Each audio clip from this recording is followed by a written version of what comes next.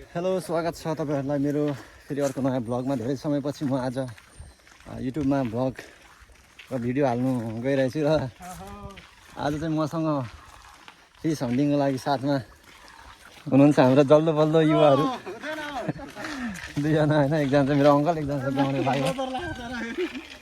आज हामी चाहिँ देउने खोलातिर यसो माछा पाइन्छ पाइँदैन भने चेकअपको लागि जाँदैछौँ तीन भाइ हैन। अहिले मस्त घाम पनि टनटना पुर लागिरहेछ।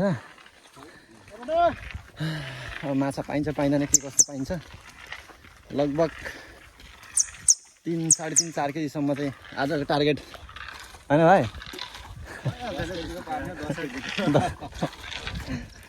3, 3.5 केजी भनेको अङ्कलले 10 केजीको भन्ने हुनुहुन्छ।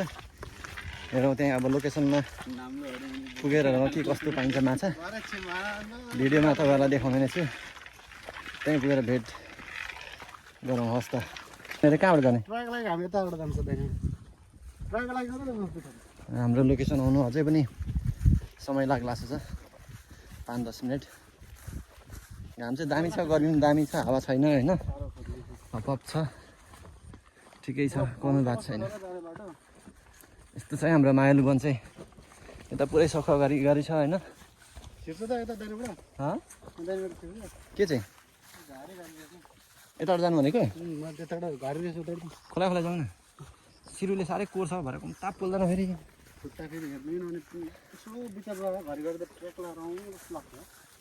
लाएको हुन्थ्यो नि, तर भरे फेरि पानीले भिज्दा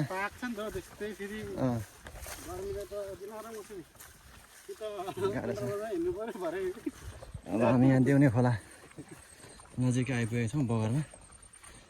चट्टासँगले यहाँनिर हामी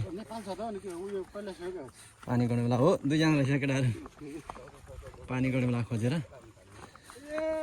अनि चाहिँ हामी माछा पार्नेतिर लाग्छौँ। के कस्तो पर्छ माछा तपाईँहरूलाई म अपडेट गरिहाल्छु भिडियो मार्फत।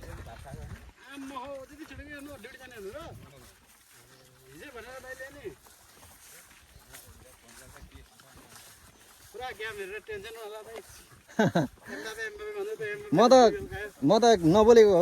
वर्ल्ड कप फाइनल पनि हेर्दिनँ म। फ्रान्सलाई सपोर्ट गरेको, कस्तो माछा 2-0 ले हारेर दिमाग खराब। हामी देउने खोला आइसकेका छौँ।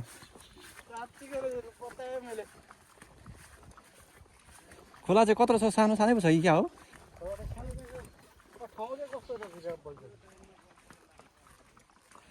ओ माना सर, के हो आम्मो यार,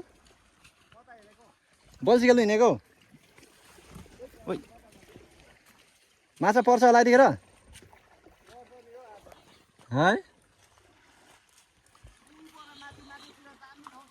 कहाँ कहाँ कहाँ?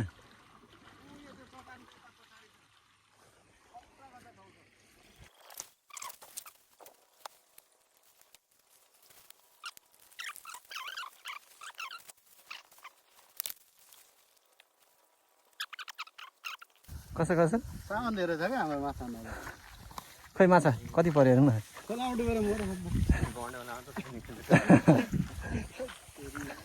ठिकै छ होइन।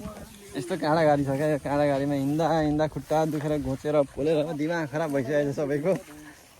बेकारमा आएछु भन्दैछन् साथीभाइहरू। ठिकै छ। यसबाट पनि हामीले पाठ के सिक्यौँ भन्दाखेरि नि, अब चाहिँ यो जङ्गल एरियामा आउनु नहुने रहेछ है भनेर। गडेउला परे पनि गडाइ परे पनि हिले परे पनि अब पर्यो भन्नु चाहिँ पर्ला। ठाउँ त खासै गतिलो छैन।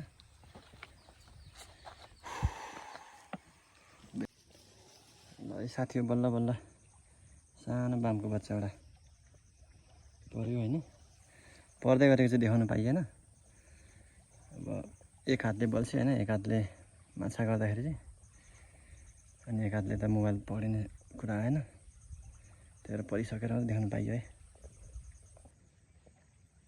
आजको माछा चाहिँ यस्तै मात्र होला जस्तो छ है।